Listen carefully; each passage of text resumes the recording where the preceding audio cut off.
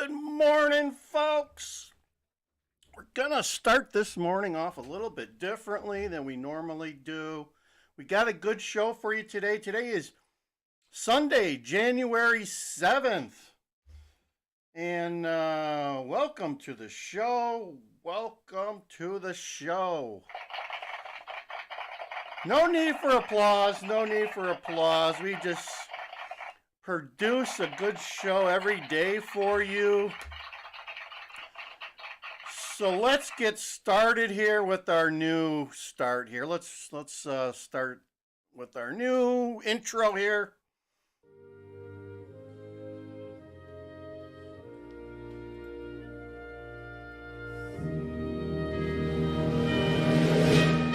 I pledge allegiance to the flag of the United States of America and to the republic for which it stands, one nation, under God, indivisible, with liberty and justice for all.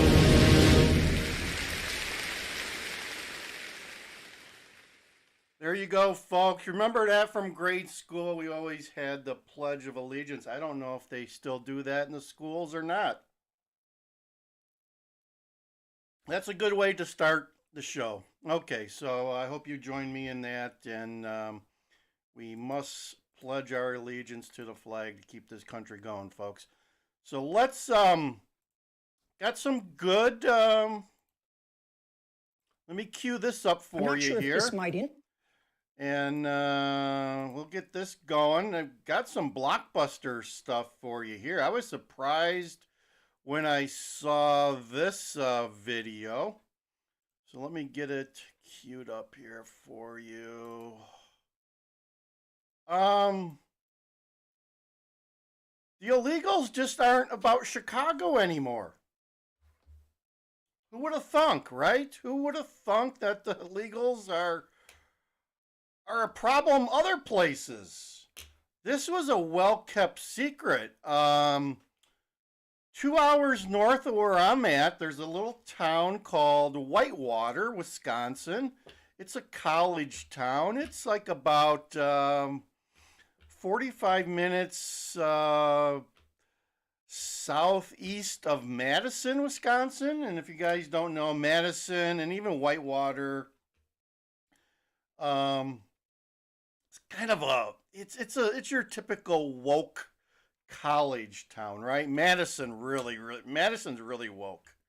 Madison is like, Wisconsin is Republican except for 4 or 5 areas, and one of them is the city of Milwaukee, and Lake Geneva County there. I think it's Walworth, where all the rich people, multimillionaires live. And Madison, Wisconsin, and way up north somewhere, there's a county that's blue. So a little history about Wisconsin politics for you. Okay, and we try not to get political here, but those are just the facts. So let me play this video that outlines how a small community, having my coffee here. It's early. It's like 6 o'clock in the morning here, folks. It's early for me. But it's a community of about 15,000 people. And they've taken on anywhere from 8 to 1,000 illegal migrants. Although, and as you watch this video, you'll find out there's a lady that talks about, oh, we don't care who people are. We just take care of people, and you know, they could take as much as they want, although we don't like that, but that's okay. And kind of, yeah, it's woke. It's woke, folks. I can't tell you, I can't describe it any other way but being just out of touch, out of reality. So the reality is that they're starting to spread out. And so when I say they're coming to a town near you, they're coming to a town near you. And here's a perfect example of that. So let's cue this up and let's play it. Continues as Republicans criticize President Joe Biden for the record number of migrant crossings at the southern border in December. It's all Joe's fault. And that's because Joe Biden has eliminated all of the 4 policies that Donald Trump put in place that led to the lowest illegal border crossings in 40 years. The White House blames House Republicans for blocking a funding package that included $14 billion to hire immigration judges and agents, pay for shelters, and provide surveillance technology. Doesn't understand that there's a problem at the border. He put forth on his first day something to deal with. There we have the binder, the human binder there. She's just spewing lies, but she's humorous to watch. With that problem? A bipartisan group of senators and the White House are trying to broker a compromise to combine that funding with changes to immigration law. Meanwhile, back here at home, one Wisconsin community is pleading with the White House for help. Leaders in Whitewater say they're struggling to keep up with about 1,000 migrants who have settled there. As CBS 58's AJ Bayatpour explains what the strain is and shows you one place trying to help those new arrivals fit in. What could be the problem if you had 1,000 illegals dumped on your community, right? What could be the problem? Well, let's find out. While the migrants first started arriving in early 2022, the traffic has picked up. On December 28th, Whitewater's police chief and city manager wrote a letter to the White House. They're asking the Biden administration for help as this city of about 15,000 handles an estimated 800 to 1,000. So everyone wants to get in on this money grab, right? All the liberals want to get in on the money grab. We got JB or Brandon and JB. We got Eric Adams. We got the guy in Denver. Now we got Whitewater, Wisconsin. What's some of that dough? And migrants. I'm not going to lie. We did close for 2 weeks at one point just to sort of reassess how we were serving the needs of everybody. Christine Zabayos, director of the community space, says there was not a huge increase in visitors, but they were seeing a lot of people with no idea how the space works. Sometimes we felt that we had people who were maybe taking more than they needed just because they didn't know they could come back. Hey, if it's free, take as much as you can get. That's the lesson that people learn early in life. For the city, the strain was more severe.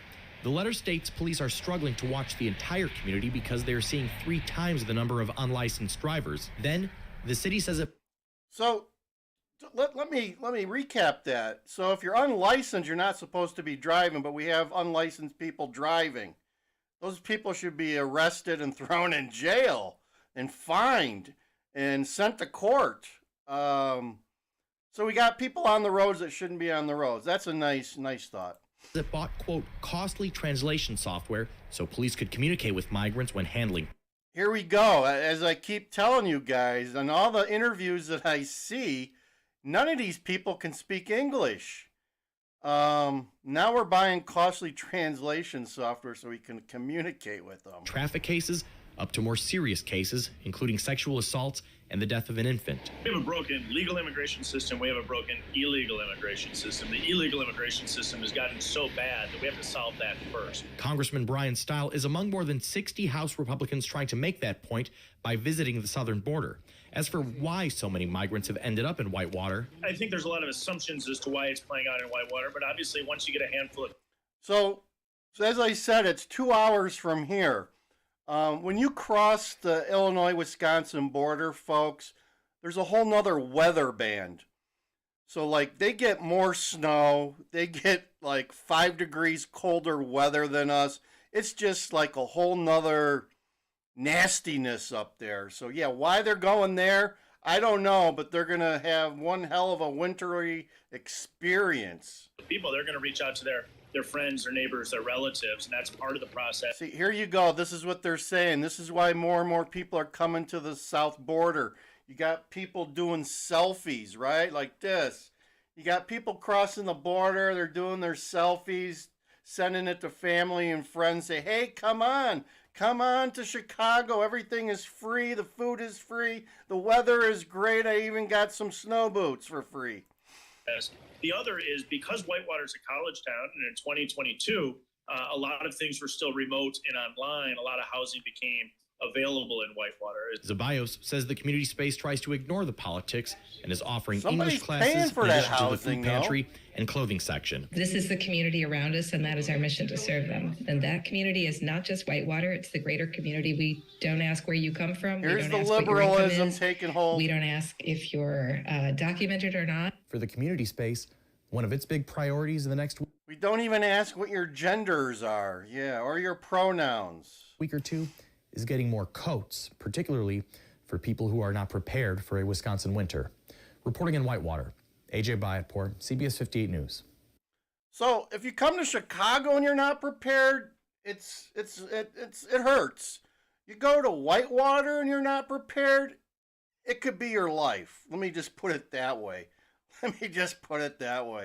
There you go. They're heading north. They're heading north to Wisconsin, the cheesehead capital of the world. They're getting some cheese. I hope they're getting some of that Spotted Cow beer that I love so much. That's one thing I do suggest to them is get yourself some Spotted Cow, but I don't think they're going to be giving that away for free. Let's see what else we have here for you. So Whitewater wants more money. What do we have any more here? I found out the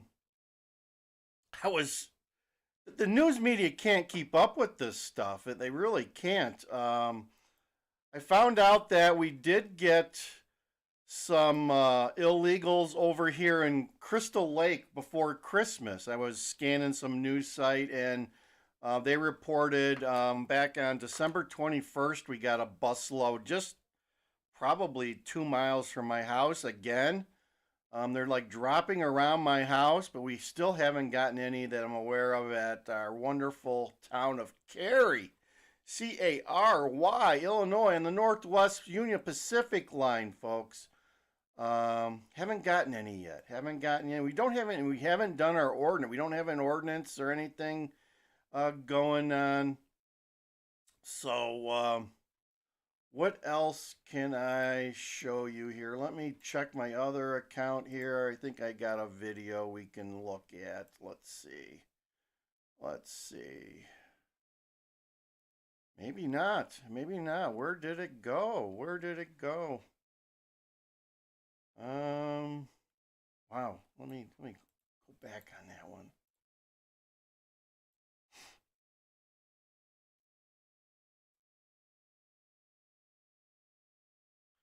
So there you go. There's what I need to do.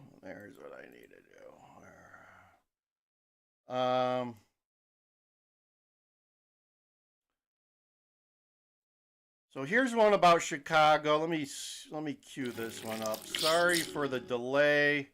It's too early in the morning for me, I guess. But we'll get this one going. All right, hold on.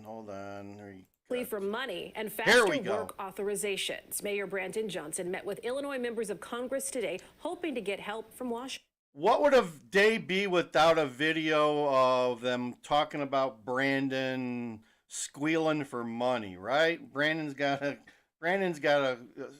cry for some money, so this is all about that. CBS 2's Sabrina Franza is live in the newsroom. Sabrina, you spoke with 2 lawmakers who were at that meeting. We did. The message really boils down to 2 things: paying for the migrant mission and getting asylum seekers to work. This meeting happening right before Congress returns to work.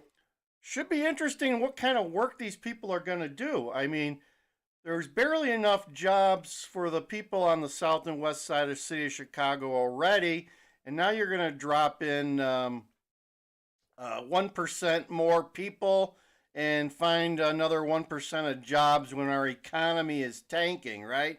It'd be okay if our economy was booming and jobs are being created, but I think at this point the city of Chicago is going to be paying these people to pick up trash, I guess, and shovel sidewalks when it snows, maybe. Work in Washington Tuesday. I think we can do a lot better than we have. Congressman Mike Quigley. We go back next week and we haven't funded the government yet for the full year. Congress will be back in session and still divided on a federal spending package. Congressional Democrats from Illinois, fresh off a meeting with Mayor. So Chicago, if you don't know, I mean, check the rest of my videos the last couple of days. Chicago is between a rock and a hard place. They are the most miserable fiscal planners and managers known to the United States and planet Earth, if you guys don't know. Chicago has never been labeled a fiscally responsible area or like they have any clue what they're doing with money. No, it's exactly the opposite. So now here they're under the pinch of a financial crunch, and now they're trying to wiggle their way out of it, and they're looking for Joe Bergen to help out from Washington, D.C. Mayor Brandon Johnson planned to push for migrant money in those negotiations. Funding the migrant issue is an absolute priority for, I think, the entire Democratic Illinois delegation that was part of that meeting with the mayor. Can we get to the numbers that the mayors are talking to? That's going to be tough. Mayor Brandon Johnson has asked the federal government. So there you have a Democrat questioning the amount, right? This is how politics works. You ask for like 5 times the amount you need, and maybe you get twice what you need, and then you can use what's left over for some other slush funds that you can apply it to. For $5 billion to split between Chicago, New York City, and Denver. Just $5 billion. Get the printing presses going. All cities seeing an influx of asylum seekers. It's not sustainable. Congresswoman Delia Ramirez was also in that meeting. People passing through and being processed for a day or two versus resettling in Chicago costs 4 or 5 times more, right? So we are confident that the administration... And what she talks about here is Chicago and New York have spent $46 million. Let me say that again. $46 million to move people out of Chicago or New York City. So I guess maybe they wanted to go to London or Tokyo or Japan or something. In some realistic way, they'll give you a ticket to go somewhere else if you're willing to leave. So you people in Chicago, head down to the landing zone and get a blanket and put it around yourself. Maybe they'll give you a ticket to Texas, to South Padre Island, or Miami, or the Caribbean, or Mexico. Hey, it's worth a try. A free trip to anywhere in the world. You just got to have money to get back. That's all. Just a little tip from DJ Wonder Chrissy. As the administration makes this a priority, we can identify funds desperately needed for the city of Chicago. Funds and work permits. Only those in Chicago before August 1st can qualify for expedited documents right now. The push Ramirez is bringing to D.C. to expand that date to include the thousands that have come since. We have to make sure that through executive action and other forms, we get these work permits, because that we could actually do through an executive action. Meanwhile, the Biden administration has moved to locate federal spaces to offer to cities that are overwhelmed with migrant arrivals. In New York, they've identified 2. We've asked the Chicago mayor's office if the same was extended here in this city, and we'll let you know when we hear back. In the newsroom, Sabrina Franza. So there you have it. Let me translate this segment for you. The illegals are here. The illegals are here to stay. The illegals are here to take all the low-paying jobs that are working poor and poor people could probably utilize or are utilizing. Your social services are going to be sucked up like a Hoover vacuum cleaner. Your free stuff, the food pantries and all those goodies that are being doled out are going to be sucked up also. It's going to be a free-for-all, folks. It's going to be a free-for-all. And as I said, they're coming to a town near you because Brandon's not going to be able to handle all this. And at some point, these people are going to say, they're going to be sitting there waiting for Brandon to give them free stuff, and they're going to get tired of it. They're going to find a couple of bucks. They're going to hop a metro train. They're going to come back out into the suburbs. And then they're going to be panhandling in the suburbs. There you go. There you go. That it only makes sense. Why would you want to stay in Chicago and fight with everyone else for a few measly crumbs when you can come out to the suburbs and there's a hell of a lot more crumbs that are just laying there? You don't have to fight for them, right? Makes sense? Common sense? That's how it's going to work. So look for that to happen. We got our folks in Whitewater. They're already battling this, but you know, that's their own fault. It's their own fault. How did those people get to Whitewater? Who's paying their rents for them? Oh, I don't know. Those are the answers, or the answer to those questions. I have no idea. But there's an update. There's an update, and the buses are still coming. Don't hear too much about the buses. The media doesn't seem to be keeping up with the buses. And granted, there's like 240 different metro stations. You can't monitor them all. And by the time the news gets out, they've already left and gone to the city. Because let's face it, our metro train line is pretty reliable. It runs on a regular basis, and it does what it's supposed to do. It's getting people downtown Chicago on a timely basis. At least we're using that. So, I don't know. I'm not seeing any buses around my town, but it seems like they get dropped off like anywhere from midnight to 6 in the morning. So I'm not going to go out driving around looking for buses at that time of day.